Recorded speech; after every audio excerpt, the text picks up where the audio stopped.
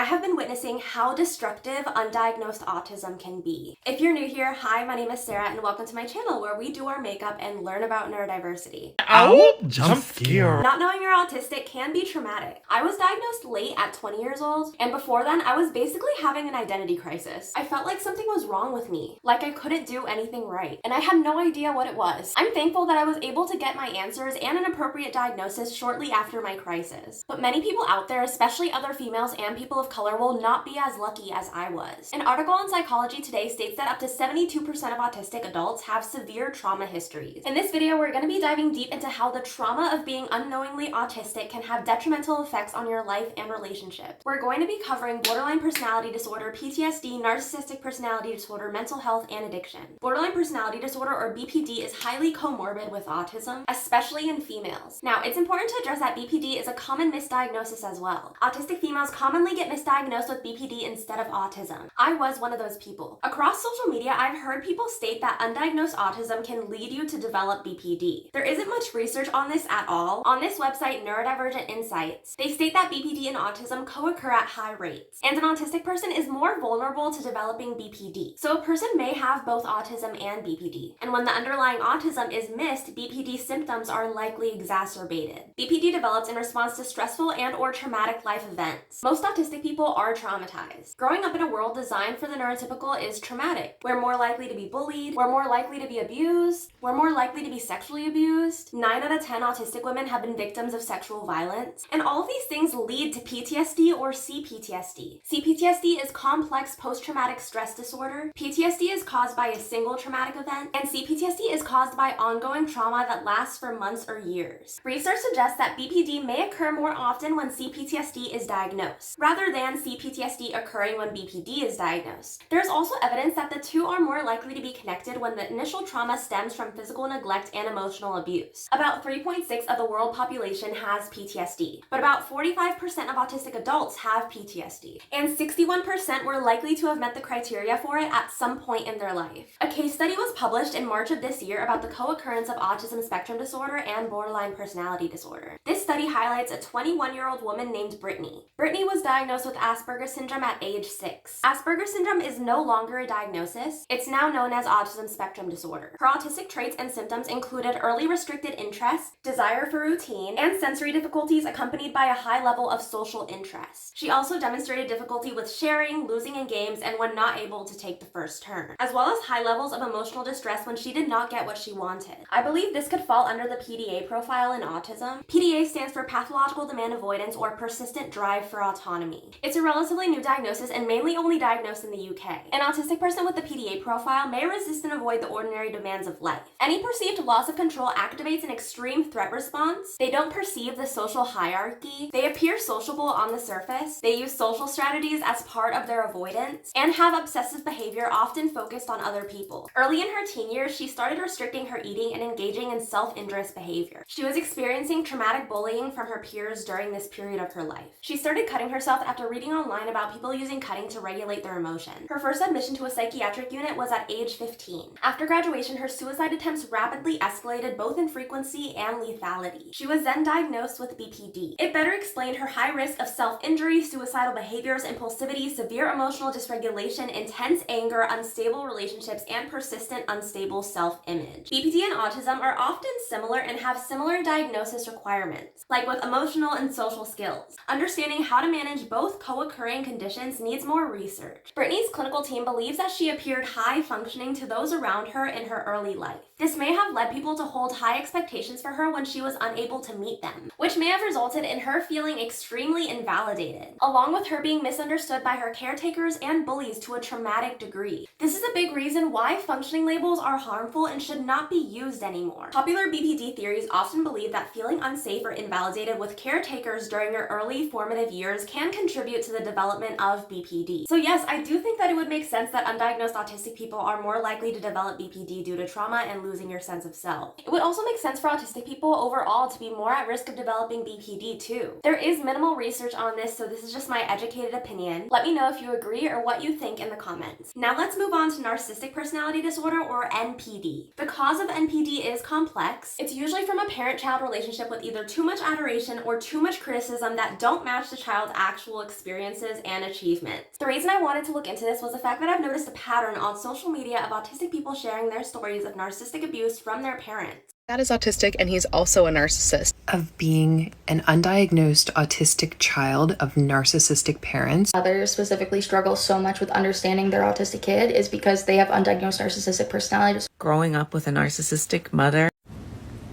Everybody's so creative. As we mentioned before, autistic children do have a higher chance of mistreatment and abuse. This article states that autistic people are more likely to be victims of narcissistic abuse. Now, we know that autism is highly genetic. When I was diagnosed with autism, I was able to take a step back and look at my family and know exactly where it came from. That was a gift from my mother. A study from 2021 shows that up to 6.4% of autistic people also fit the criteria for NPD. Now let's circle back to how NPD develops. Too much adoration or too much criticism that don't match the child's actual experiences and achievements. Since there is minimal research on this topic, I'm trying to make sense of this, so here's a scenario. Many of us may know some very particular, aka undiagnosed older adults. They need things to be a certain way, they're perfectionists, very detail-oriented, get visibly upset when their routine gets disrupted or something doesn't go as planned, or you touch the one thing you weren't supposed to touch and it's off center by 3.4 millimeters. But of course, they don't have a name for this, so we just brush it off as, oh, my grandpa's just super particular about things. Now let's apply this to a home with children. Nothing is going to go perfect. Nothing is going to go exactly as planned. And this can come with a lot of criticism and almost resentment towards the child. Given this theoretical scenario, I think it's possible that undiagnosed autistic people can become and create people with NPD. Again, there's not research on this is just my opinion and I would love to hear yours. Now we're going to be moving on to the more researched topics of mental health and addiction. Autistic people have lower personal self-esteem and higher levels of anxiety and depression. People diagnosed with autism in adulthood are nearly 3 times as likely as their childhood diagnosed counterparts to report having psychiatric conditions. Undiagnosed autistic individuals are more susceptible to developing mental health conditions such as anxiety, depression, and low self-esteem because they find it hard to express their emotions and connect with their peers, which can induce further withdrawal. Undiagnosed autistic girls work so hard to fit in that it wears them out.